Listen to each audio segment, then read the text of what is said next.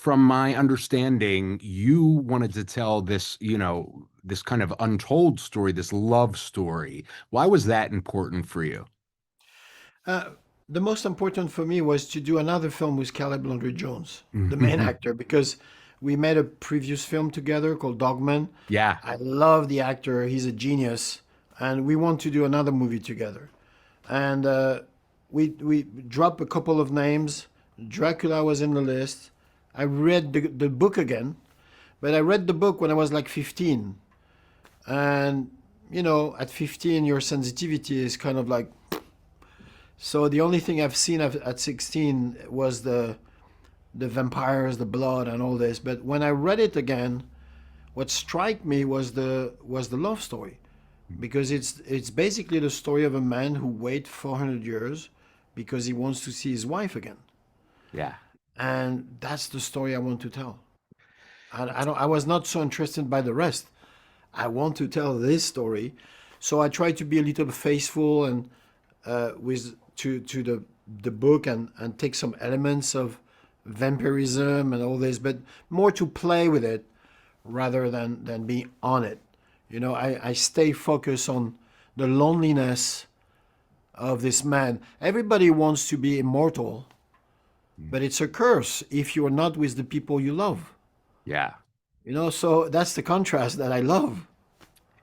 Do when as you were kind of developing it, was there a specific, modern fear that you kind of were thinking of as you were doing this, like, maybe loneliness or grief or something? Is there a modern fear that tied into this? I think an artist is always the reflection of the time, of his time.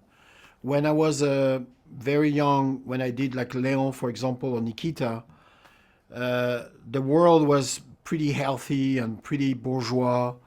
Everything was good, And as an adolescent, I just I want to kick. I want to push. I want to break the things. Now, when you're today on the society and you watch the misery, it's very hard, and it's all based on power and money, and it's really rough like this.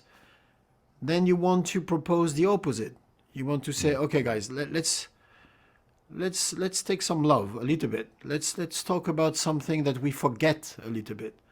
Let's go to another time. Yeah, it's true. At the time, we don't have the phone, but it was not so bad, actually. Just the relationship between people and the love and the respect and there's lots of things that we lose now a little bit. Yeah. Do, what do you think the biggest creative risk for you was in making this? If you start to think about risk or fear, do another job. Mm, Because you don't know what the people wants to see. You don't know anything. You don't know if it's going to work. An old director, when I start, say to me, it takes 2 years to make a good movie, and it takes 2 minutes to fuck it up.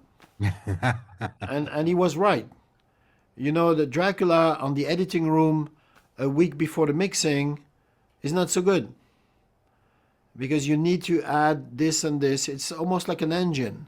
If you turn every little things, then the engine will works better. I made a to make a good movie is a miracle. It really is really a miracle.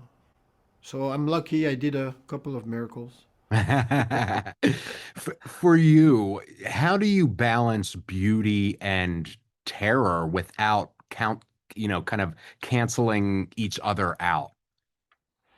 Oh, that's interesting. You have to do it organically. Like what serve the purpose of the scene. So sometimes, for example, Caleb is gorgeous as a Greek statue. He's gorgeous, and sometimes is ugly. But it depends of like what do you have to say. Mm, So you have to be very careful and play very softly with this. You know, like for example, when he's 400 years old, he's scary. But sometime when you talk about love, you almost love him. Mm. You know, he became lovable. You know, I absolutely do. That was actually one of the things I was going to mention to you is that in all of the, media that I've consumed with Dracula over the years, I never really liked him as a character. And with this, with your interpretation of this, I felt for him. I felt like, wow, are there people that I would love that would make me be this way? And then I'm this villain to so many, but at the end of the day, it's kind of a tragic love story that in some ways could probably, touch upon us all if there's those people that we love so much in our own lives. You know what I mean? I totally agree with you. But I love this kind of character. Leon, for example, was the same kind of guy. This big, tall, is a killer. How can we love a killer? But in the same, he doesn't know how to write and read, and he's just a killer. But he's the only one who can save a little girl. And then suddenly we don't want him to die. You know, even if he's a villain, yeah, he has to die. He killed everyone. Yeah. So, but you know, that's Beauty and the Beast. You know, Mm. I love that. And I know, and I'll be promoting the heck out of people seeing it in theaters, but I've got to ask as a fan of cinema and preservation, I really hope for personal reasons and other that there is a great 4K, home video release later on after it's successful in movie theaters, but with commentary from you. And I love this film so much that I would love as much as we can to have it, your thought process behind it, and I think it's so important for future filmmakers and future actors and that sort of thing that just my 2 cents. I will do my best to serve you. Thank you. Do you think that the monsters that we, watch, um, do you think that they tell us more about our truths than our heroes do?